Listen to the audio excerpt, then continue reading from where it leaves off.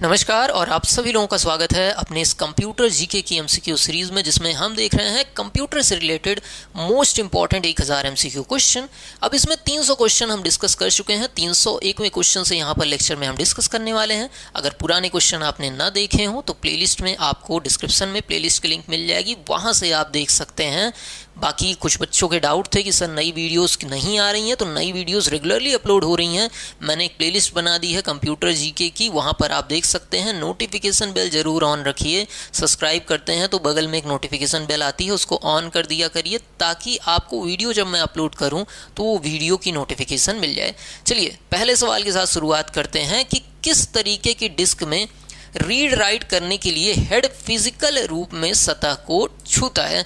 मतलब read write तो होता है, पर उसको रीड राइट करने के लिए हेड जो है फिजिकल सतह को छूता है। ये किस डिवाइस में होता है? तो हार्ड डिस्क में तो ऐसा नहीं होता है, सीडी कॉम्पैक्ट डिस्क में भी ऐसा नहीं होता है, फ्लॉपी डिस्क, सही बात है, फ्लॉपी डिस्क में ये चीज़ होती है। तो यहाँ पर तीसरा ऑप्शन आपका बिल्कुल सही है। फ्लॉपी डिस्क पहले यूज़ की जाती थी, ये सेकेंडरी टाइप की स्टोरेज डिवाइस होती है। अगर आप चाहें तो स्टोरेज डिवाइसेस के लेक्चर हमारे प्लेलिस्ट में मिल जाएंगे, देख सकते हैं। एक्सेल में एक फंक्शन के लिए सही टाइपिंग सेटिंग क्या है? तो सही टाइपिंग किस तरीके से करते हैं सेल में फंक्शन का यूज़ करना हो तो सबसे पहली साइन जब भी लगती है एक्सेल में तो इक्वल की लगती है। तो यहाँ पर देखिए बराबर चिन्ह यहाँ पर भी है, बराबर चिन्ह यहाँ पर भी है। उसके बाद आपको फंक्शन का नाम यूज़ करना होता है। जैसे आप लिखिए इज इक्वल टू, फिर आपको ऐड करना है तो सम लिखना पड़ता है, या आपको काउंट लिखना पड़ता है, या आपको जो भी काम करना है उस फंक्शन का नाम लिखना होता है। तो दूसरे नंबर पे फंक्शन का नाम आता है। तो यहाँ पर देखिए फंक्शन का नाम दूसरे नंबर पे है, यहाँ पर मिलान कोष्ठक है, तो ये आपका गलत है, ये आपका सही है। ठीक, तो कौन सा ऑप्शन सही हो गया? पहला वाला ऑप्शन सही हो गया। आगे की तरफ बढ़ रहे हैं, देखते हैं अपना 303 नंबर का क्वेश्चन। यदि आप एक सेल के शीर्ष दाएं कोने में एक छोटा सा लाल त्रिकोण देख रहे हैं, इसका मतलब है कि सेल से जुड़ा है। यह क्या होता है? तो ये एक कमेंट होता है, ये एक टिप्पणी होती है। यहाँ पर आपको ऑप्शन 1 सही कर देना है। इसके बाद बढ़ते हैं अपने 304 नंबर के क्वेश्चन पे। कैश मेमोरी क्या है? तो कैश मेमोरी मैंने पढ़ाया भी है लेक्चर में, कैश मेमोरी क्या होती है। तो यहाँ पर ऑप्शन में देखें, मुख्य स्टोरेज की तुलना में छोटी और तेज, सही बात है। अब कैश मेमोरी जिन लोग को ना पता हो वो समझ लीजिए। देखिए आपकी एक सीपीयू होती है और आपकी मेन मेमोरी होती है। तो जब भी सीपीयू को कोई डेटा चाहिए होता है तो वो मेन मेमोरी से जाकर लेता है। मान लेते हैं ये आपका सीपीयू है और ये आपका मेन मेमोरी है। ठीक, ये आपका मैं मेन मेमोरी रख दे रहा हूँ, ये आपका सीपीयू है। तो सीपीयू जाकर डेटा बार बार यहाँ से लेता था, लेकिन इस चीज़ में बहुत ज़्यादा समय लग जाता था। तो बीच में आपकी कैश मेमोरी रख दी गई है, ये जो कैश मेमोरी पूछी जा रही है। तो सीपीयू सीधे सीधे कैश मेमोरी से जाकर डेटा ले लेता है और इसकी प्रोसेसिंग स्पीड काफ़ी तेज़ होती है और कंप्यूटर का काफ़ी समय ये बचाती है। यहाँ पर पहला ऑप्शन आपका सही हो जाएगा। बाकी बढ़ते हैं 305 नंबर के क्वेश्चन पे। समग्र डिजाइन, निर्माण, संरचना और एक कंप्यूटर प्रणाली के विभिन्न घटकों को परस्पर रूप में जाना जाता है। तो इस चीज़ को हम कहते हैं कंप्यूटर का आर्किटेक्ट कैसा है। आर्किटेक्ट मतलब कैसी डिज़ाइन है, कैसा स्ट्रक्चर है, ये सारी चीज़ को कंप्यूटर आर्किटेक्ट में रखा जाता है। तो यहाँ पर पहला ऑप्शन आपका सही है। इसके बाद बढ़ते हैं 306 नंबर के क्वेश्चन की तरफ। बायोस के लिए रिस्पॉन्सिबल है। बायोस किस चीज़ के लिए रिस्पॉन्सिबल है?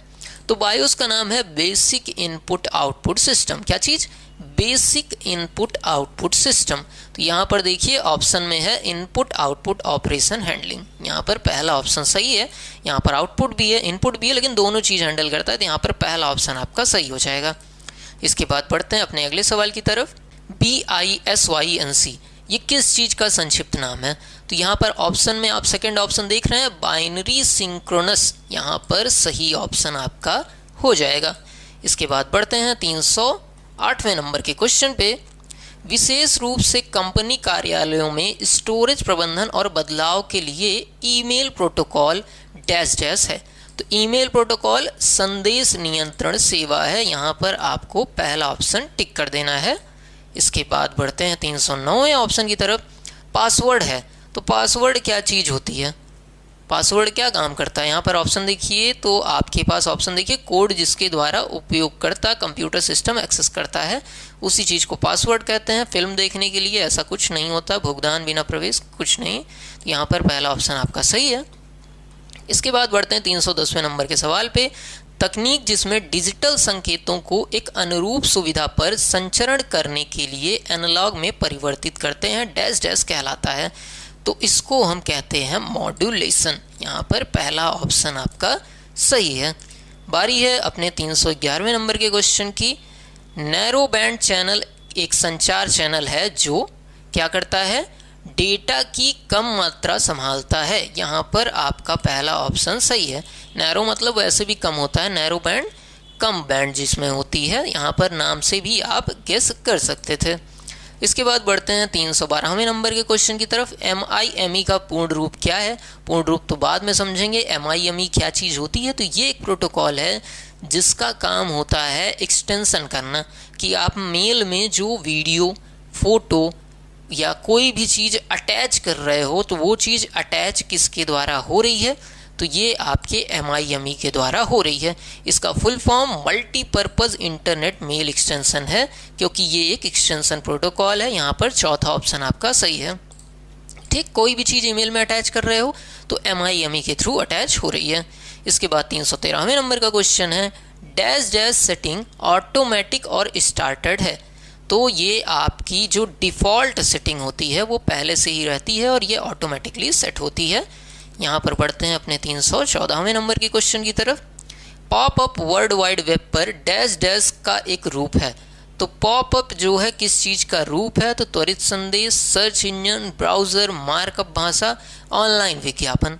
तो ऑनलाइन विज्ञापन यहाँ पर आपका टिक हो जाएगा, क्योंकि पॉपअप क्या होता है, जैसे आप कोई वेब पेज खोलते हैं तो एक अचानक से जो चीज़ खुलकर सामने आ जा रही है ना, उस चीज़ को आप पॉपअप कहते हैं। इसके बाद बढ़ते हैं 315वें क्वेश्चन की तरफ। निम्न में से कौन सा ऑपरेटिंग सिस्टम के बारे में सच है? तो ऑपरेटिंग सिस्टम के बारे में क्या सच है? यह उपयोगकर्ता मतलब यूज़र और कंप्यूटर के बीच में एक इंटरफेस है। क्या ये चीज़ सही है? हाँ।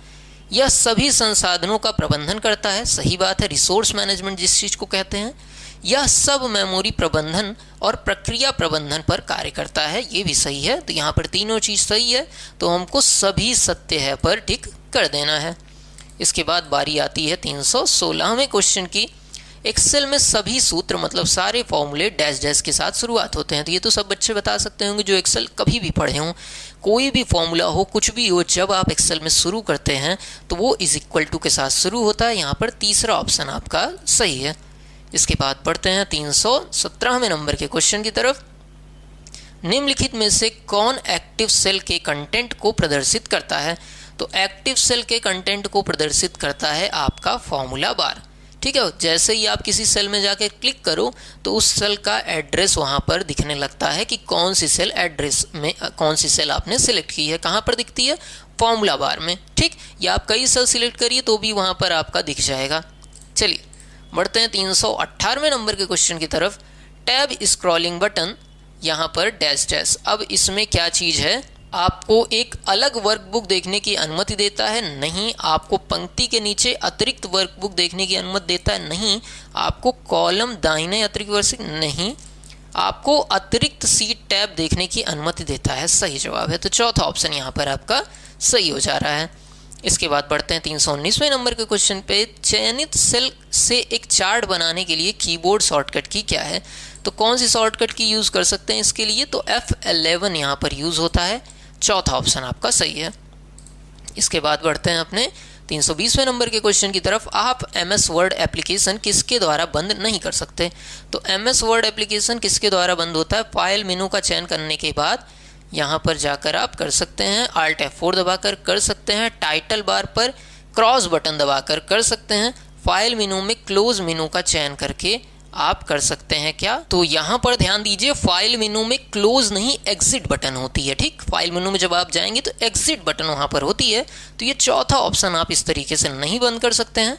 इसके बाद बारी है 321वें नंबर के क्वेश्चन की। कौन सी फाइल MS वर्ड शुरू करती है? तो कौन सी फाइल MS वर्ड शुरू करती है? तो यहाँ पर WinWord.exe।